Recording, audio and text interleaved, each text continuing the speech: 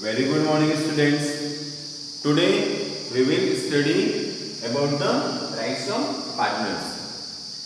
What are the rights of partners are according to the Indian Partnership Act? Number 1, every partner has a right to participate in the management of the business. Number 2, every partner has a right to be a consultant about the affairs of the business. Number 3, every partner has a right to inspect the books of account and have a copy of it. Number 4, every partner has a right to share profits or loss with others in the agreed ratio. Number 5, if a partner has advanced loan, he has a right to receive interest thereon at an agreed rate of interest. In case of rate of interest is not agreed, interest is paid at the rate of provided in the Indian Partnership Act 1932, that is 6% per annum. Every partner has a right to share profit or loss with others in the agreed ratio. Number 6, in case of an emergency, a partner has a right to act according to his best judgment and be indemnified for the expenses incurred by him. Number 7, a partner has a right not to allow the admission of a new partner.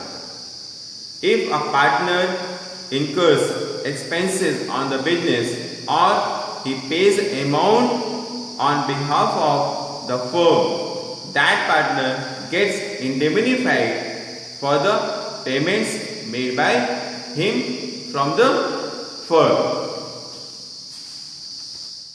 Good morning, students. Welcome to in the class. We will discuss today the partnership deed.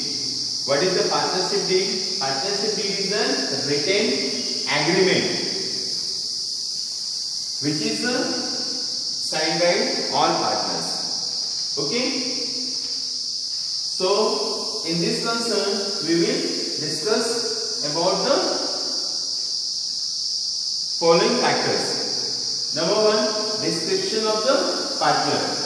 In partnership deed, there should be a description about the all partners, means name, address and their education. So many things. Description of the firm, name and address of the firm where the business is going on.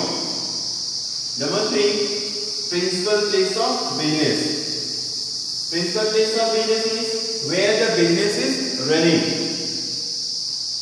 Number 4, nature of the business. In the partnership deed, it is mentioned what type of business is going on. Number 5, commencement of partnership. In the partnership deed, it is mentioned very clearly when and what time was the date of the partnership commencement. Next one, the capital contribution. In the partnership deed, it is mentioned what the contribution of the capital given by each partner. Number 7, interest on capital. It is also mentioned in the partnership deed what the capital is contributed by the partners if they are asking the interest of capital. So, how much interest will be provided to the each partner on their capital? Next one, interest on drawing. As we know very well that the people's needs are unlimited. Those are involved in the partnership business. Suppose they need some money and they draw the money from the business. At that time, what amount should be charged as a interest on drawing. It should be mentioned in the partnership deed. Next one, profit sharing ratio.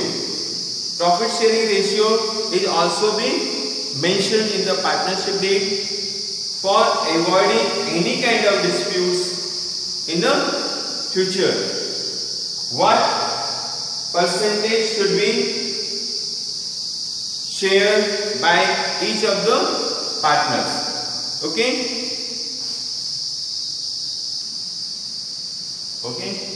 Next point is goodwill.